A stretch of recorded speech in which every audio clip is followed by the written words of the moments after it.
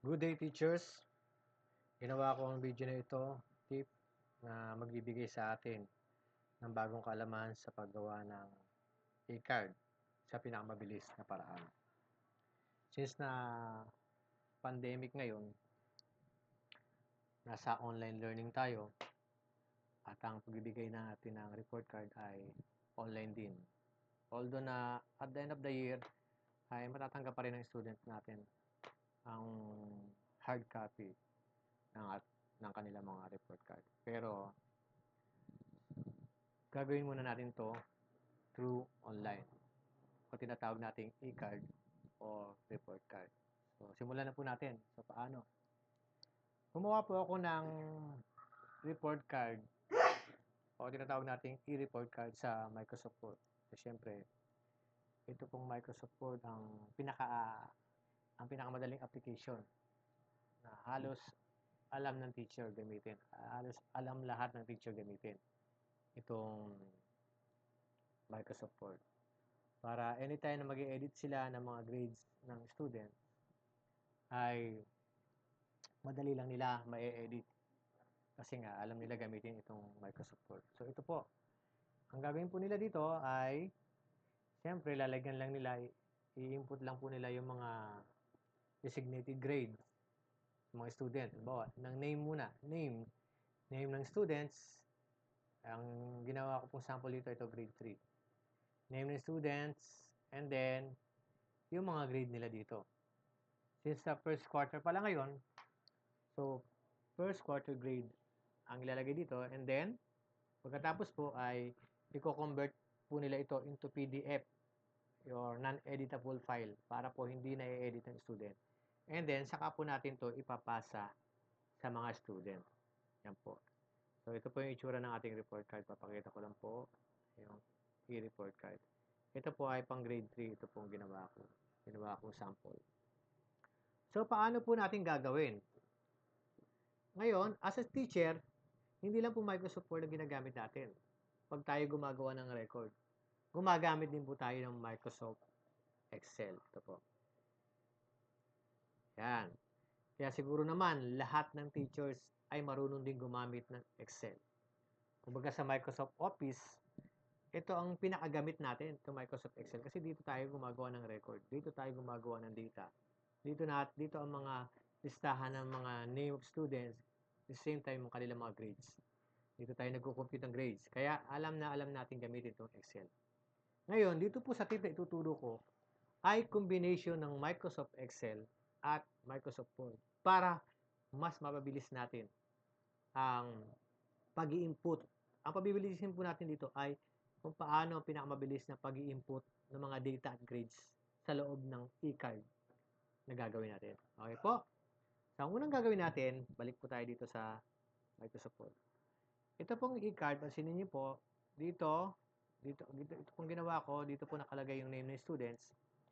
And then, ito po yung mismo actual na nasa card. Kung ano po yung nakikita natin sa card, ito po, ganito po yun. Learning areas, ito po yung mga subjects. Ilan pong subject to? Bali 13 po lahat. Kasi nga, yung MAPE ay divided into 4. Kaya 13 subjects po lahat. Tapos mapapansin niyo po dito sa quarter, merong 1, 2, 3, 4. Ibig sabihin, quarter 1, 2, first grading, second grading, third grading, and fourth grading. And then, ito po yung tinatawag nating final rating. Ngayon, kung natapos na po natin ang computation ng grade natin from Excel, ano pong gagawin natin na susunod? Siyempre, i-input po natin dito sa card. So, anong gagawin natin? Anong procedure? Ang gagawin natin, pupunta po tayo dito, kokopyahin po natin una yung mga name, isa-isa, kokopyahin po natin, sampulan po natin, copy, punta po tayo dito, and then, paste po natin, yan.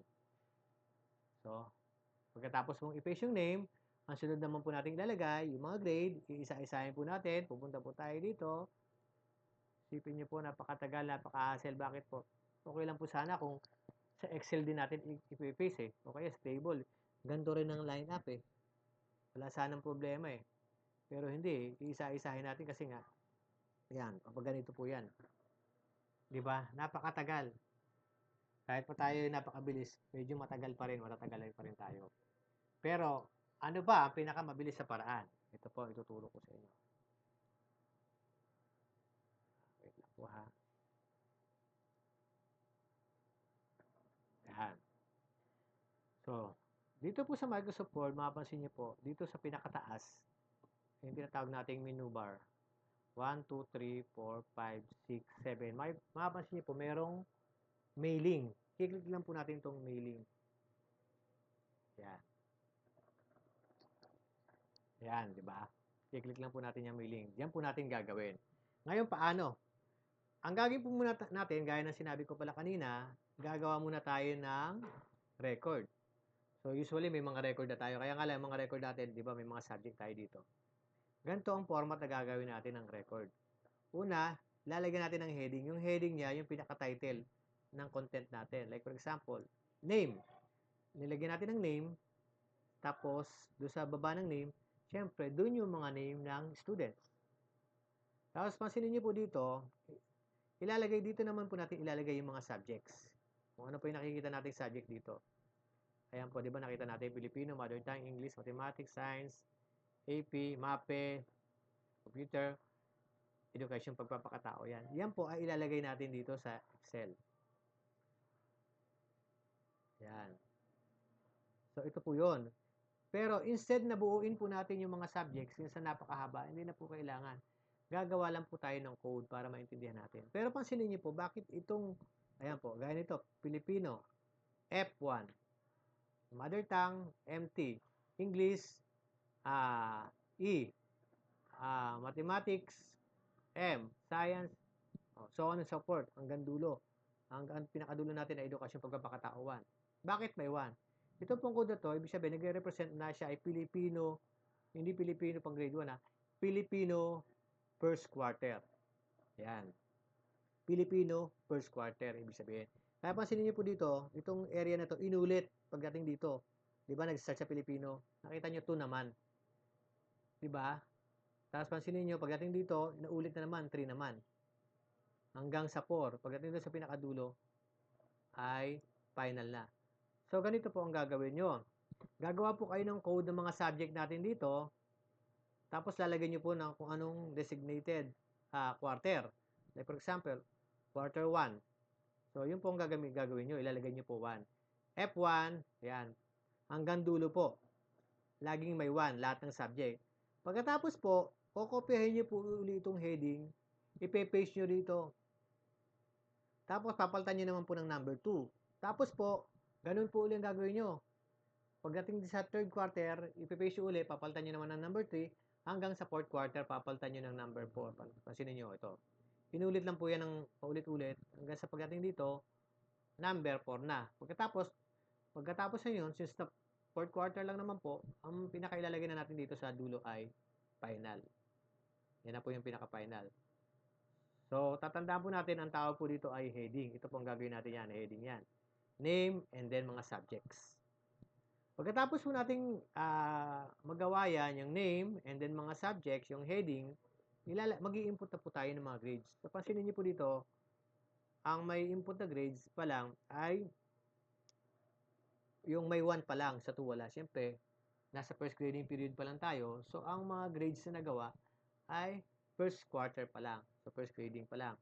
So, gumawa po ako ng sample. Ito pong mga student, hindi naman po hanggang 11 lang po ang kinopya ko. Sample lang naman po kasi, pero itong mga student po na to, na grade 3, ang ano po sila, 26 po lahat. So, nag-sample lang po ako para i-demo po sa inyo.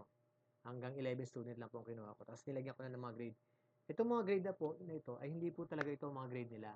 Ginawa ko lang po ito, sample. Ngayon po, pag nagawa niyo na po ito, na-input niyo na po yung mga grade nila dito, mga teachers, ang gagawin po natin, isi-save po natin to. Maganda, pag sinave natin to, medyo malapit doon sa file name ng mismong report card nyo. Kasi, ito mismo, doon natin i-combine. I-combine natin to dito sa ginawa nitong report card. Ito ay pinangalanan ko siyang database. Pero pwede, halimbawa, grade 3. Pwede nyong i-file name as grade 3 database. Ganun. Pero, pinangalanan ko muna po siya as an example ng e-report card database. I-save nyo po yan. Pagkatapos po, balik na po kayo dito.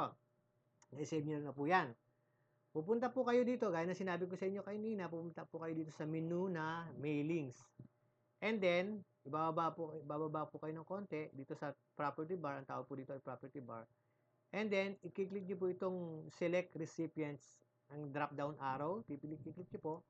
May lalabas na drop-down menu. Ibig sabihin, may mga choices pagpipilian. Mayroon pong type, new list, kasi dito pwede kayong gumawa ng database. Kaya nga lang, mano-mano rin. Or, use an existing list or choose from Outlook contact. So, ang pipiliin po natin ay itong use an existing list. Bakit po? Kasi nga, meron na po tayong ginawang record. Meron na po tayong ginawang database using Microsoft Excel. Yung pong Microsoft Excel na ginawa natin, na sinave kanina, yun po ang hahanapin natin. Click po natin yan. Yan. Tapos, pupunta po kayo kung saan nyo sinave yung Excel nyo. Sinave ko po siya doon sa MCA report card. Yan. Report card templates and then e-card 2020. So, yan po. Ito po. Copy of e-report card database. Yan po yung file name ng Excel na ginawa ko kanina. I-open nyo lang po yan. Mas mapapansin nyo po, nakalagay dito, sheet 1, kasi isang sheet pa lang naman ang ginawa natin. Sheet 1, and then make it sure na naka-check po ito. Tapos i-okay nyo lang po. Yan. Pag okay na po, napansin ninyo, babalik po tayo dito sa Excel. Tingnan nyo. Ito po, ulitin ko, ang tawag po dito ay heading. Kailangan na hanapin natin itong mga heading na ginawa natin ito doon sa Microsoft Word. Yan, hanapin po natin. Punta po tayo dito sa Insert Merge Field. Ayan. Pansinin nyo, lahat ng code, heading code na ginawa natin doon sa Microsoft Excel ay makikita natin dito. Diba? O, una yung name. So, saan natin ilalagay? Ilalagay natin siya sa designated area na dapat niyang paglagyan. Like for example, name. So, anong gagawin muna natin? I-click muna natin yung name. Click muna natin yan. Yung paglalagyan natin dyan sa loob ng name. And then, insert. Saka natin i-click yung mail. Yan, naka-preview na. So, pansinin nyo, lalabas yung name. Pagkatapos, pupunta na po tayo dito sa mga subjects natin. Yung code na ilalagay natin. So, huwag po tayo magkakamali kasi pwede po tayo magkamali dito. Kasi, pwede magkabali-baligtad to pag nagkamali tayo. So, make it sure na tama. Kaya nga, yung code, dapat madali tandaan. Halimbawa, Filipino, F1. Kasi nandun siya sa 1, first grading. So, tingnan natin. Hanapin natin yung F1. Yan. Dito naman, hanapin natin yung MT1. Yan. Diba? Napakadali. Dito ay E1, English. M1. S1.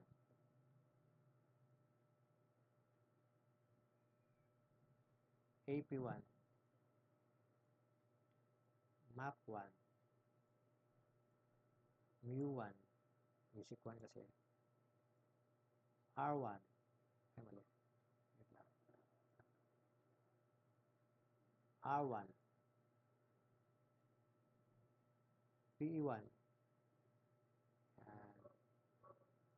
H1. C1 kung may computer. And then, edukasyon pagpapakatao, EP1. Yan, okay po, di ba? So, for the meantime, yun lang po muna ang lalagyan natin. Hindi po muna natin ito lalagyan kasi nga po, wala pa namang grade. Yan. Tapos, ano po sunod na natin gagawin? May papakita po ako magic sa inyo. Ito po. Makikita nyo po ito. Preview result. Pag click nyo yan, cling. Di ba? Automatically, nandyan na agad yung grade. Ano yung grade na yan? Yan po yung ginawa nyo dito sa database. Ayan po, pansinin nyo. Ito po yan. Ito po yung mga subject. Ngayon nga lang papaganito. Dun sa card natin, pababa, di ba?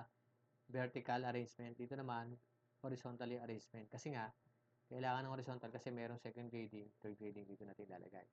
So, di ba, napakabilis. So, pansinin nyo. Ang kagandahan dito, mga teachers, itong database nyo, sa second grading, hindi na kayo gagawa ulit kasi ito na. wala na kayong babaguhin. Ang gagawin nyo na lang, yung panibagong grade sa second grading, sa third grading, sa fourth grading, ay ilalagay nyo na lang. Maglalagay na lang uli kayo ng panibago. Ang gagawin nyo lang dito sa card nyo, kasi hindi na niya mababasa yon, uulitin nyo lang yung process niya. Pupunta uli kayo dito, and then use existing list, tapos hahanapin nyo uli kung saan nyo sinave. Pag nalagyan nyo na yon. Ganun lang kasimple. Ganun lang kasimple ang gagawin nyo. Tapos, mapapansin nyo, ilalagay na niya yan. Saka nyo pala ilalagay ito, ilalagay nyo naman ito yung, mag-start naman kayo sa 2, yan F2, lalagay nyo uli ito, yan. O kaya, pwede nyo na rin, kahit ngayon, lagyan nyo na yan. Pwede nyo na lagyan ng ganito. Hindi naman yan, pag pinreview nyo naman, hindi naman makikita. Nasa inyo na yon kung anong paraan na gagawin nyo. Para, pagdating ng second grading at ilagyan nyo na yon, ito na lang pipindutin nyo, and then use existing list, hahanapin nyo yung database sa ginawa nyo, automatically lalabas sa yung mga grade nyo dito. Diba? Mga teachers, napakadali. O, tapos pagkatapos na, ang gagawin nyo lang dito, save nyo, i-export nyo as PDF, and then isesend nyo sa student. Kasi tinan nyo, pansinin nyo dito, punta kayo dito, ayan o.